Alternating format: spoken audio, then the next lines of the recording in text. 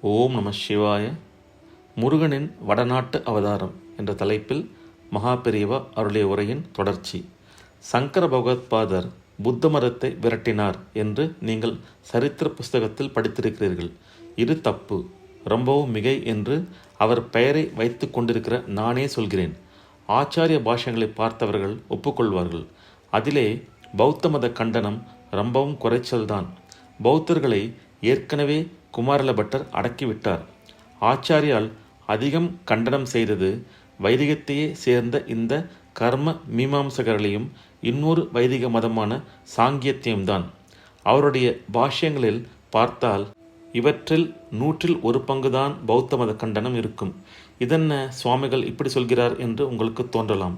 சுப்பிரமணியரின் அவதாரம் என்று குமாரல பட்டரை சொல்லி அவரே நம் ஆச்சாரியருக்கு விரோதமான பௌத்தத்தை கண்டனம் பண்ணிவிட்டார் என்றும் சொல்லிவிட்டு இப்போது ஆச்சாரியால் பட்டரின் கர்ம மீமாம்ச மதத்தையே கண்டித்ததாக சொல்கிறேனே என்று குழப்பமாய் இருக்கலாம்.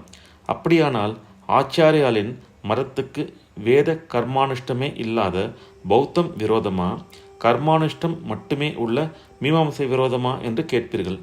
இவை இரண்டுமே ஆச்சாரியர்களுக்கு விரோதம் இல்லை. அத்வைதத்துக்கு எதுவுமே விரோதம் இல்லை. அதற்குள்ளே சகல சித்தாந்தங்களும் அடக்கம். படிப்படியாக கர்மம், பக்தி, ஞானம் என்று அது போகும். ஆரம்பத்தில் ஞானமே இல்லாமல் கர்மா செய்தாலும் போதும். முடிவிலே கர்மாவே இல்லாத ஞானம் வந்துவிடும். முதலில் சித்த சுத்திக்கு கர்மாதான் முக்கியம், முடிவில் ஞானம்தான் முக்கியம். அங்கே கர்மா எல்லாம் நின்றுவிடலாம்.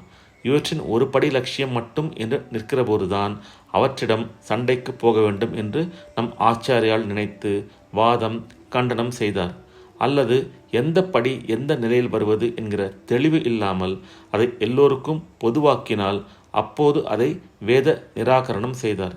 பக்திக்கும் ஞானத்துக்கும் வராமல் வெறும் கர்மாவோடு நிற்கிறார்கள் என்றுதான் மீமாம்சர்களை கண்டித்தார்.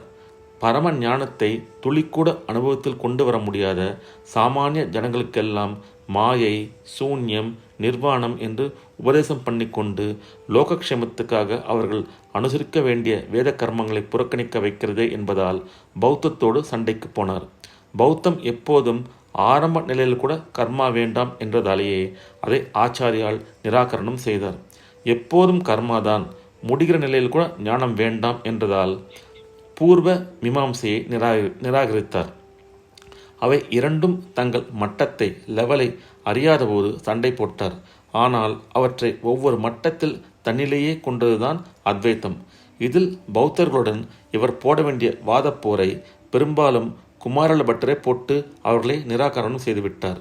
சுவாமியும் இல்லை, கர்மமும் இல்லை என்று பௌத்தர்களை சுவாமி இல்லை, கர்மம் உண்டு என்று மீமாம்சகர்கள் பெருமளவுக்கு ஜெயித்த சமயத்தில் சுவாமியும் உண்டு, கர்மமும் உண்டு, கடைசியில் ஆத்ம சாந்தத்தில் கர்மமும் இல்லை, சுவாமியும் தனியே இல்லை என்று சொன்ன ஆச்சாரியால் அவதரித்தார். பரமேஸ்வரன் நம் ஆச்சாரியாக அவதரிப்பதற்கு முந்தியே குமாரசுவாமி பட்டராக அவதாரம் செய்து பௌத்தர்கள் நிராகரித்து இவர் காரியத்தில் பாதியை செய்துவிட்டார். ஓம் நம சிவாய. இந்த அருளுரையின் தொடர்ச்சியை அடுத்த பதிவில் பார்க்கலாம். ஓம் நம சிவாய. ஹரஹர சங்கர, ஜெய ஜெயசங்கர, காஞ்சி சங்கர, காமகோட்டி சங்கர.